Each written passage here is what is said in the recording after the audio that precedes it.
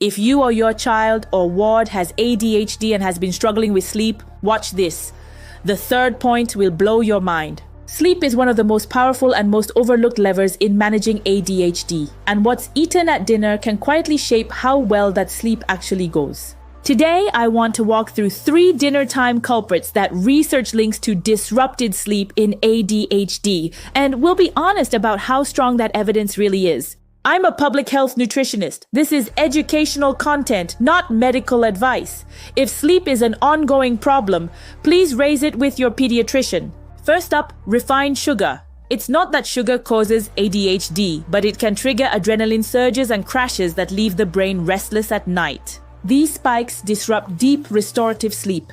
Instead of high sugar desserts, think protein first to keep blood sugar stable through the night. Second, artificial additives and dyes like Red 40. These can act as neurobehavioral triggers, increasing irritability and even depleting zinc. Zinc is a key cofactor for dopamine. If you're seeing a winding down struggle, check those labels for synthetic colors and petroleum-based dyes. And the third point, the one that might blow your mind, is fried foods. Research links high heat frying to poor sleep quality. Frying produces acrylamide, which can weaken the brain's slow-wave sleep activity, keeping the brain in a low-grade inflammatory state all night. Let's do a quick grounding exercise to help the nervous system transition.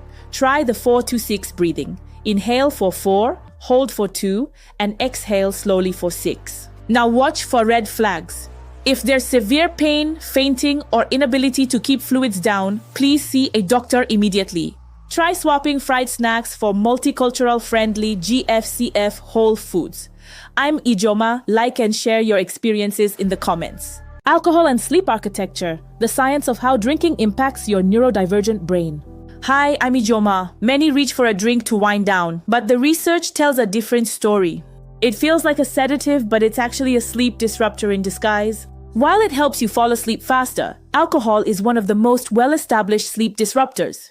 REM is vital for emotional regulation and memory, areas already under pressure in the ADHD brain. Studies show alcohol suppresses REM sleep, particularly in the first half of the night. This leads to fragmented, lighter sleep and those frustrating awakenings in the early hours. In the second half of the night, cortisol rebounds, increasing your alertness when you want to stay asleep. The takeaway? Alcohol compounds sleep-wake irregularities already prone to the ADHD brain. Next time, we'll look at what actually supports your architecture. See you in the next lesson. Caffeine consumed in the afternoon or with dinner. Caffeine has a half-life of roughly 5 to 6 hours in most adults, meaning half the amount you consumed is still active in your system 5 to 6 hours later. And for some people, caffeine metabolism is slower still.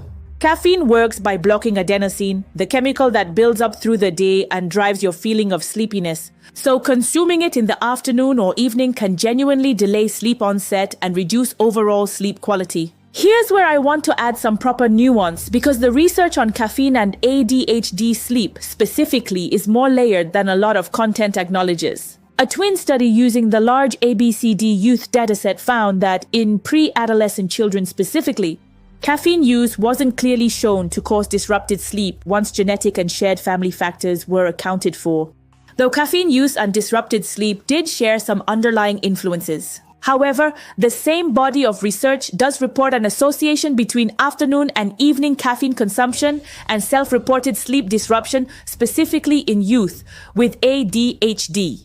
So the honest picture is, the correlation is real and worth taking seriously, especially for older children, teens, and adults. But the very youngest children in the research don't show as clean a causal link as you might expect from how confidently this claim sometimes gets presented online. One important piece of context before we wrap up. Sleep and ADHD have what's called a bidirectional relationship. Poor sleep tends to worsen ADHD symptoms the next day. Attention, emotional regulation, impulsivity all tend to be harder when sleep is poor.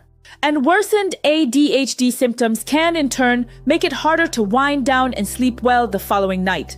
That cycle is exactly why dietary choices at dinner matter more in ADHD than they might in a household without it.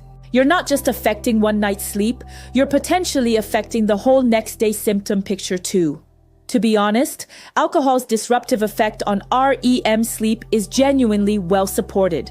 The blood sugar and cortisol story around late desserts is biologically plausible and reasonably supported, though less directly proven in ADHD-specific trials. And the caffeine story is real, but more nuanced by age than it's often presented, strongest in older children, teens, and adults. Less clear-cut in younger children specifically. None of this means dinner has to be joyless. It means being a bit more intentional about timing, particularly with alcohol and caffeine.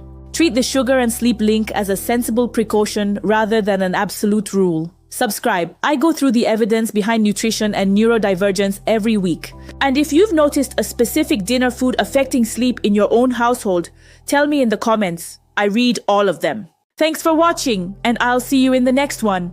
Always consult a healthcare professional before making medical decisions.